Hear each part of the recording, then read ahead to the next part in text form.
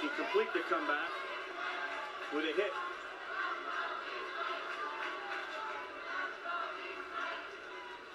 This one to short. Now trapped, they can get a double play. That's interference. That's interference. That runner's out. He's out, and now we may have called a double play if they're going to call interference. Hold on a second. Drbal is out. Nice job over there to field the ball. Umpire is aware that there's going to be a discussion about interference.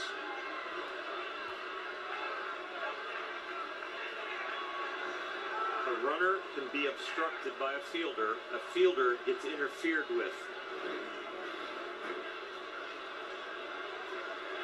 So here, the fielder has the opportunity to make the play. The runner needed to avoid him. Is it dead right there after the interference? You know, this one's so complicated, I'm not sure I can get it right. Right, I'm going to watch and listen. Give Jack Carper, first off, credit. He's the guy that came in from left field. This was not an easy play. There's two people I'd like to have in the broadcast booth right now. Bobby Valentine and Buck Showalter. Thanks. Sorry.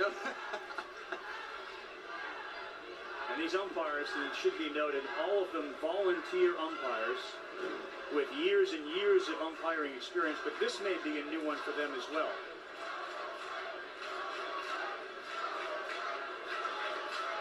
All the coaches on the Washington side standing.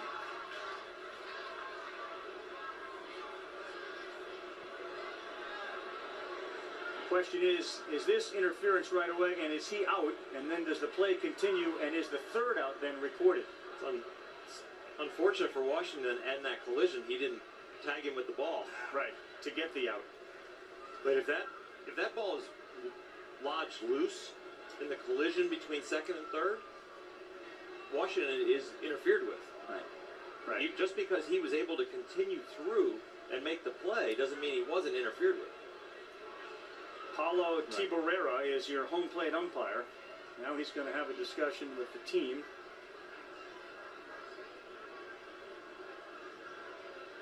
Because the umpires are mic'd, we are not able to listen in, or the coaches, during a conversation with the umpire, out of respect for the volunteer umpires. So it looks as if it might make the ball dead at the original interference. Right.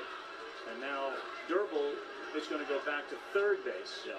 They're gonna call the play dead and call the runner out for colliding with the fielder, and then deaden the play there. Now what they may want to review is whether he was tagged, which we all know that he wasn't, but maybe the manager is going to say, hey, let's make sure he wasn't tagged. I'm gonna check my phone because Buck or Bobby might be texting me right now. And if you're listening, Buck or Bobby, Text you.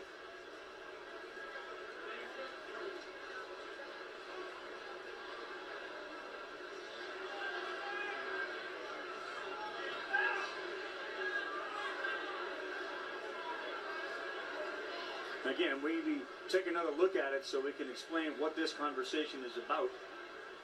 You had a base runner on third, and Chris Drbal, and a man on second, who you'll see come into your frame here. Does the glove ever hit? No, the ball's in the bare hand. Right, the ball's in the hand, so he's not tagged out. Yeah. The call on the field right now is that's interference, and the play is dead. And they're sending the runner from third back to third base.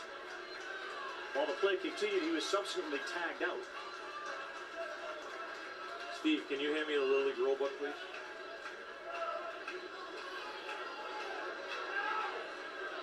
The interpretation is probably going to be what happens once the interference is called. Is it a dead ball?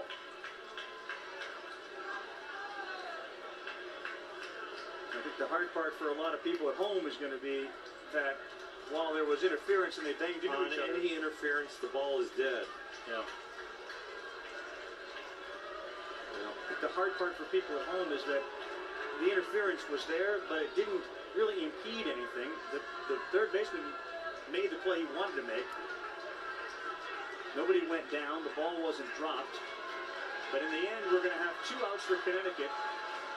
Chris Drbal is going to stay at third base. If the umpire declares the batter, runner, or runner out for interference, all of the runners shall return.